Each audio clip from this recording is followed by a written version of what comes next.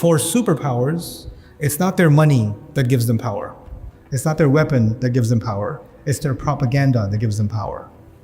When they can convince people they are high like the gods, or they're gods themselves, then they remain unchallenged.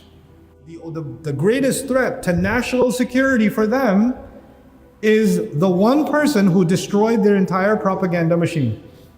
That's why the generals didn't say, hurt the Israelites. They said, "Atadharu Musa, let's kill Musa himself." Allah is saying, you don't have power right now, and clearly you also don't have taqwa. And you think when you have power, you're going to have taqwa?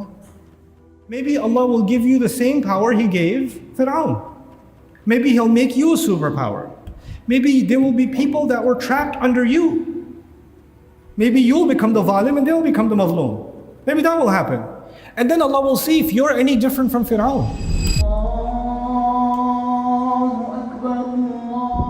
Alhamdulillah. Alhamdulillahi khaliq al-wujudi min al-adam. وجاعل النور من الظلم ومخرج الصبر من الألم فملقي التوبة على الندم فنشكره على المصائب كما نشكره على النعم ونصلي على رسوله الأكرم ذي الشرف الأشم والنور الأتم والكتاب المحكم وكمال النبيين والخاتم سيد ولد آدم الذي بشر به عيسى بن مريم ودعا لبعثته إبراهيم عليه السلام حين كان يرفع قواعد بيت الله المحرم فصلى الله عليه وسلم وعلى أتباعه خير الأمم الذين بارك الله بهم كافة الناس العرب منهم والعجم. الحمد لله الذي لم يتخذ ولدا ولم يكن له شريك في الملك ولم يكن له ولي من الذل وكبره تكبيرا. والحمد لله الذي أنزل على عبده الكتاب ولم يجعل له عوجا. والحمد لله الذي نحمده ونستعينه ونستغفره ونؤمن به ونتوكل عليه ونعوذ بالله من شرور أنفسنا ومن سيئات أعمالنا. من يهده الله فلا مضل له ومن يضلله فلا هادي له. ونشهد أن لا إله إلا الله وحده لا شريك له. ونشهد أن محمدا عبد الله ورسوله أرسله الله تعالى بالهدى ودين الحق ليظهره على الدين كله وكفى بالله شهيدا. فصلى الله عليه وسلم تسليما كثيرا كثيرا. أما بعد، فإن أصدق الحديث كتاب الله وخير الهدي هدي محمد صلى الله عليه وسلم. وإن شر الأمور محدثاتها وإن كل محدثة بدعة وكل بدعة ضلالة وكل ضلالة في النار. يقول الله عز وجل في كتابه الكريم بعد أن أقول أعوذ بالله من الشيطان الرجيم: وقال الملأ من قوم فرعون أتذر موسى وقومه ليفسدوا في الأرض ويذرك وآلهتك قال سنقتل أبناءهم ونستحيي نساءهم إنا فوقهم قاهرون. قال موسى لقومه استعينوا بالله واصبروا إن الأرض لله يورثها من يشاء من عباده والعاقبة للمتقين. قالوا أوذينا من قبل أن تأتينا ومن بعد ما جئتنا. قال عسى ربكم أن يهلك عدوكم ويستخلفكم في الأرض فينظر كيف تعملون. اللهم اجعلنا من العاملين. وبشرح صدري ويسر لي أمري واحلل عقدة من لساني يفقهوا قولي. اللهم ثبتنا عند الموت بلا إله إلا الله. اللهم اجعلنا من الذين آمنوا وعملوا الصالحات وتواصوا بالحق وتواصوا بالصبر. آمين يا رب العالمين. Today's brief khutbah is dedicated to a few ayat from Surah Al-A'raf. That's the 7th surah of the Quran. And it is a portion of the story of Yusuf, or rather of Musa alayhi salam. It's a very interesting part of the career of Musa alayhi salam. So I want to set the stage for you. Many of you, probably all of you, are familiar with the story of Musa alayhi salam. This is an episode of panic after the magicians lost to Musa alayhi salam. So when the magicians lost, then the government of Egypt was panicking. And the Muslims of that time, the Banu Israel, they were also panicking. There were two different kinds of panic. One happening from Fir'aun's government, and the other happening from the Banu Israel, who were the Muslims of that time. And what Allah does is He places both of these episodes of panic next to each other in Surah Al-A'raf, one after the other. So we'll try to learn some lessons from both of these episodes and how they were shocked by what just happened. Everybody was shocked by what just happened. But before that, it's important to know some things about the religion of Fir'aun. I won't go into too many details, but a few things I think are important. They will help all of us understand what happened a little bit better. In the religion of the Fir'aun, the role of Fir'aun, the job of Fir'aun, is to be the guide of Egypt and to be the protector of Egypt. And it used to be symbolized by a staff that he used to hold in his hand when he sat on the throne. You have seen kings in the old days, they sit on the throne and they have a staff in their hand. The staff represented the guidance of Fir'aun and the power of Fir'aun, the protection of Fir'aun. The throne of Fir'aun used to have a snake on it, on top. So there's a long throne, and if you see archives and archaeological evidence of these thrones, they have a snake on top. The staff was sacred. And another very important thing you need to know about this, there's lots of things to learn about the ancient Egyptian religion, because the Quran makes quite a big subject out of the ancient Egyptians, doesn't it? But just one more thing you should know is that for them, the magician and the priest for their religion was the same person. So in the seerah of the Prophet ﷺ, when they accused Rasulullah of being a sha'ir or a sahir, right? That's one category. Sha'ir is different category. There's different categories. But in the ancient Egyptian world, the most respected people were the priests, and they were also the magicians, sahara. These were the religious leadership. So when you read the Quran about the sahara in the time of Fir'aun, you're reading about their elite religious leadership. It's also important to note that even today, after so many thousands of years, you find that most of Egyptian architecture has disappeared. But one of the few things that always survives are their tombs and their temples. Their religious buildings are still around today. This tells you something about what they did. They invested billions into building their religious infrastructure. But the question is, you think you would build a lot of money, you invest a lot of money in something that will give you a return on investment. Why are you spending so much money to build a temple? Why are the religious leadership the most important leadership? Because for Fir'aun, the most important part of holding on to power was to tell his people a certain kind of story. And the story was that Fir'aun is a child of the gods. He's the child of the gods. And he's the reason there's protection in Egypt. Here's the reason there's guidance in Egypt. The river, the Nile flows and it brings crop and it brings prosperity to Egypt. All of it is because of Fir'aun. And who is giving the khutbah every week to tell the people that Fir'aun is the reason we have all this? It's the magicians. And so the propaganda machine, the broadcast machinery of ancient Egypt was the temples. This is how the message was getting out to that society to maintain this fear of Fir'aun, this respect for Fir'aun, this awe for Fir'aun. When Musa alayhi salam came and challenged him the first time, what was in his hand? A staff. What did that staff turn into? A snake. In a moment, he destroyed the entire religious mythology of Egypt. The two things that were sacred to them. The snake protects Egypt. The staff is the guidance of Egypt. Now the guidance and the protection of Egypt is in the hand of Allah's Rasul Musa alayhi salam. So in order to defeat him, the strategy was, let's get the best of our religion, all of our religious leadership. يَأْتُوكَ مِن كُلِّ سَاحِرٍ عَلِيمٍ مِن كُلِّ سَحَّارٍ عَلِيمٍ. Two different places. Every single one of the religious leaders from all the villages, all the towns of Egypt, all of them are gathered together to challenge Musa alayhi salam.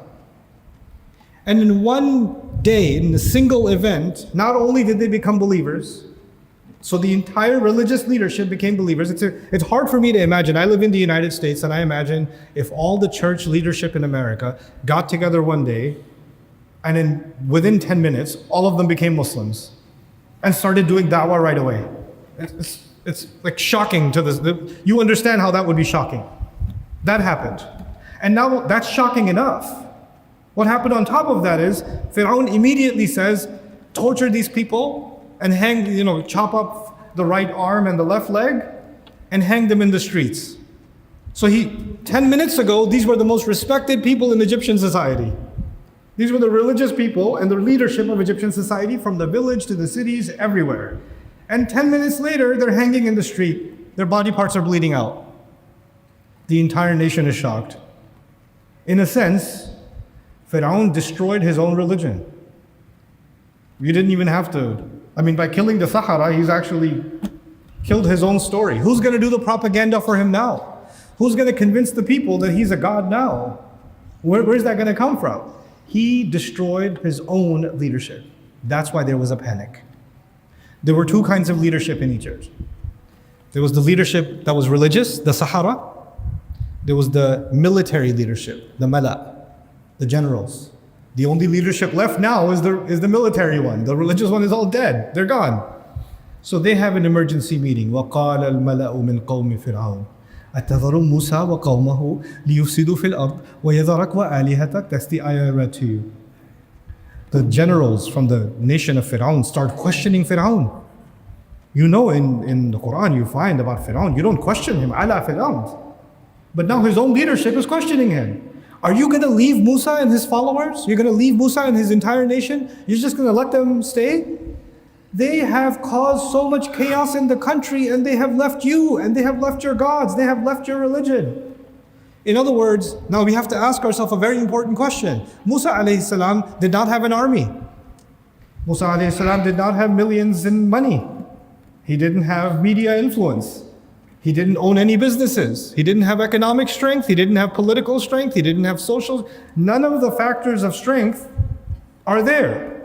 And the Egyptians are the mightiest military on earth at the time. And their generals are having a panic. I would think the general should have a panic if the enemy ships are approaching from the shores. The general should have a panic if another empire is approaching and coming and attacking you, or they're stealing your trade, or bankrupting your society. Why is this nation, this superpower, is panicking because of the people they consider slaves? They consider them slaves. And they call Musa alayhi salam just another magician. That's what they called him. Okay, fine. He's got some magic, but we've seen that before. It's not something special. He's just another priest from their perspective, right? Then why have an emergency meeting? And I'd like all of us to remember why. For superpowers, it's not their money that gives them power. It's not their weapon that gives them power. It's their propaganda that gives them power. The most important thing to them is their story. When they can convince people that nothing can touch them, when they can convince people they are high like the gods or they're gods themselves, then they remain unchallenged. And they know that they don't have the resources. They don't have no amount of money, no amount of resources, no amount of power can maintain this government if the people no longer believe our story. And so long as Musa is around and these people are around, these Muslims are around, our story is going to get questioned now. And you made it even worse. So we need the greatest threat to national security for them is the one person who destroyed their entire propaganda machine. We have to wipe him out. That's why the generals didn't say, hurt the Israelites. They said, "Atadharu Musa, let's kill Musa himself." Are you going to leave Musa? وَقَوْمَهُ لِيُفْسِدُوا فِي الْأَرْضِ وَيَذَرَكَ وَآلِهَتَكَ. And Fir'aun, he could have responded at the time and said, okay, yeah, I think you're right. I think we have to kill Musa. But you can tell, not only did Fir'aun love Musa alayhi salam, what we learned in Surah Taha, but there's something else. He's also afraid of Musa alayhi salam now. Fir'aun is afraid of Musa alayhi salam. How do we know that?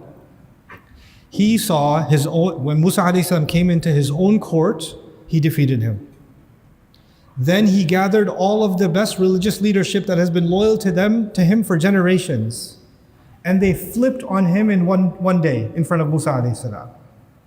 They flipped on him. And they were ready to die in their loyalty to Musa alayhi salam in that moment. Because he threatened them with death. They could have gone back and left Islam. No, go ahead, do whatever you want. He realizes Musa has this power that I've never seen before. I'm not willing to mess with Musa. So the generals were telling him, kill Musa and his people. What's Fir'aun's response? قَالَ سَنُقَتِّلُ أَبْنَاءَهُمْ وَنَسْتَحْيِي نِسَاءَهُمْ إِنَّا فَوْقَهُمْ قَاهِرُونَ. He said, we're going to kill their children. We won't kill him. We won't kill all of them either. We'll just kill their children. Targeting children became a policy of Fir'aun. Killing children became a policy. And you have to ask, why? What do you get from targeting children? That is psychological warfare. You absolutely devastate a people. You psychologically break them. You emotionally break them when you kill their children. So a person is willing to die for this cause. Does that mean they're willing to see their child be ripped apart for this cause? It's a different question. So he wants to defeat these people mentally. You see, one way to control a population is propaganda, which affects the mind. It affects how they feel or how they think. And even if you're going to go to war, it's not just for the sake of war or winning land. You want to go to war in a way that breaks people's mind, breaks people's spirit. That's why kill their children. Most effective way he could find. Inna fawqahum qahirun. We will be dominant above them. You wonder when he says Inna fawqahum qahirun, they were already dominant over the Israelites. It's not like the Israelites had their own political entity. They didn't. They had no power. So when he says Inna fawqahum qahirun, that's already true. But it's as if in this ayah he's giving a illah. We're going to kill their children and then we will truly be dominant over them. Meaning even though we're physically already dominant over them, politically already dominant over them, now we will be psychologically dominant over them. Because it's actually a psychological war. Musa alayhi salam is freeing the minds of the people. And he needs to enslave the minds of the people again. This is their panic. Very briefly, I'll explain the other side of the panic.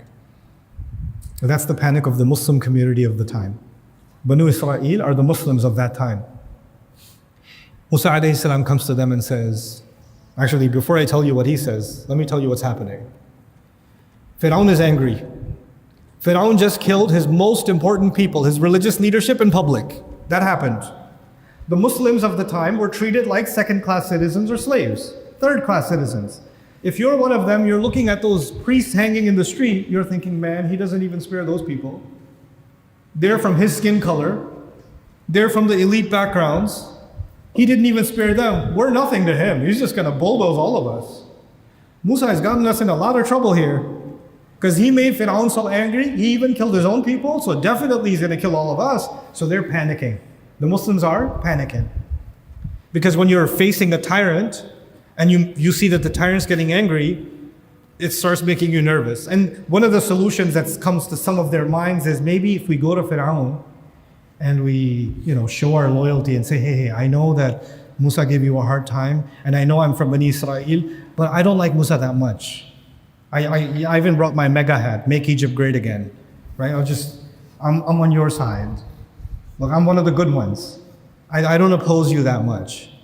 Maybe they're trying to seek help from, because you know what happens? There's a Stockholm syndrome, right? You seek protection from the one who's holding you hostage to begin with, right? They're hostages of Fir'aun, but they're like, well, he's got the power, he's got the country, he's got the land, he's got the military.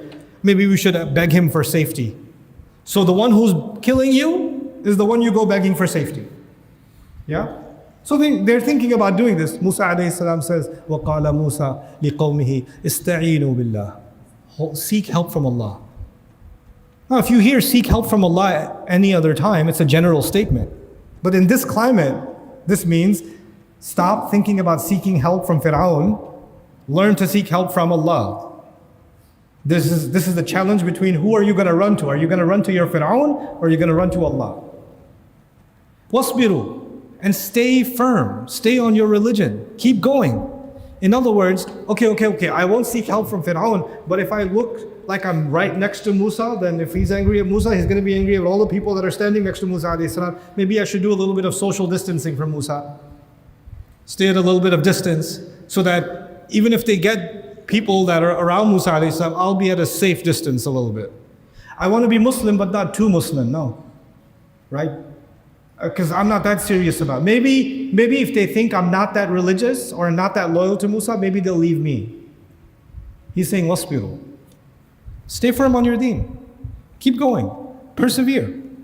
إِنَّ الْأَرْضَ لِلَّهِ يُورِثُهَا مَنْ يَشَاءُ مِنْ عِبَادِهِ. The land belongs to Allah. He gives it to whoever He wants from among His slayers. This is a very powerful statement from Musa alayhi salam. In the Egyptian religion, the land belongs to Fir'aun. And how do you know it belongs to Fir'aun? Because the river flows, because the crop grows, because everything is working fine. That's why we know it's supposed to belong to Fir'aun. That's their religious mentality. Musa alayhi salam says the right way to think about it is who has power and who does not have power. What's the formula in the Quran? What's Allah's formula? The land actually, the world, the power, the government, rule belongs to Allah, and He gives it to whoever He wants among His slaves. When He wants, He'll give it to a prophet like Sulaiman alayhi salam. When He wants, He'll give it to Dawud alayhi salam. When He wants, He'll give it to Namrud. When He wants, He'll give it to Fir'aun. This is up to Allah. He gives it to whoever He wants. And so He's telling them, He didn't even say to them, like, you would think He would give them a motivational khutbah. Don't worry, the earth will belong to the muttaqeen. The earth will belong to the believers. No. The earth belongs to Allah. Allah gives it to whoever He wants. And then He says at the end, but in the end, you would expect, maybe okay, fine, for now it belongs to Fir'aun, but eventually we'll have it, right? Give me some good news, give me some motivational speech over here. He says, وَالْعَاقِبَةُ لِلْمُتَّقِينَ, and in the final end, the best outcome is for those who have taqwa, meaning the only thing you should look for is not land, you should be looking for taqwa.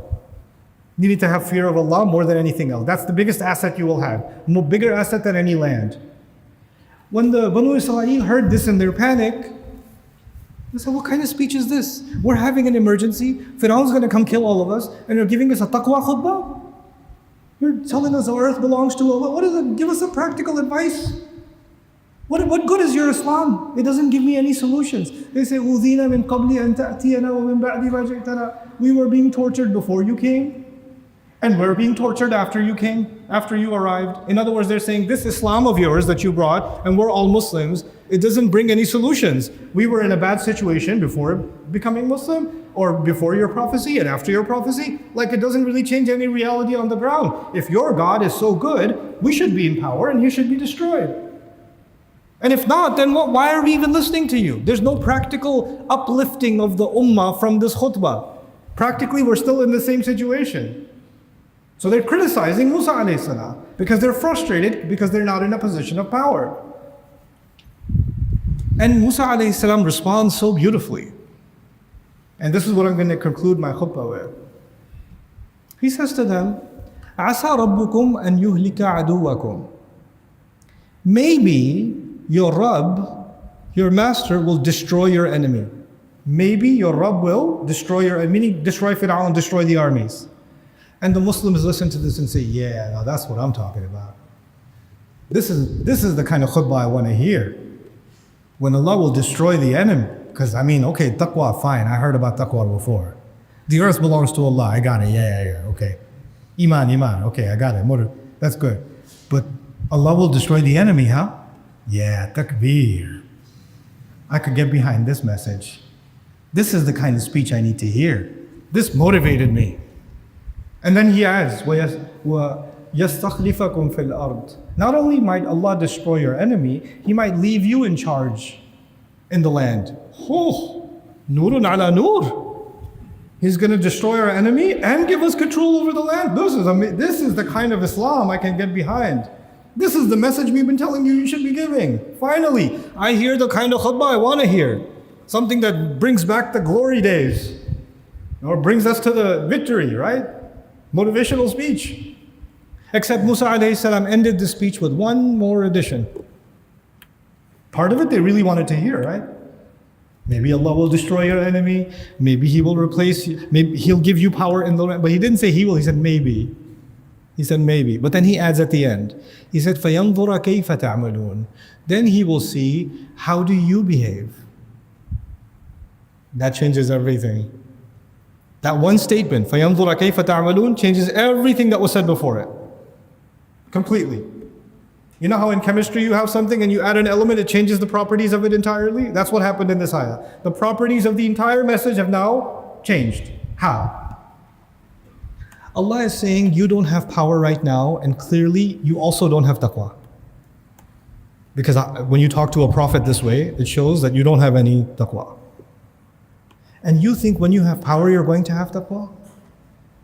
If you can't even show taqwa in time of weakness, how are you going to show taqwa in times of power? And maybe Allah will give you the same power He gave Fir'aun.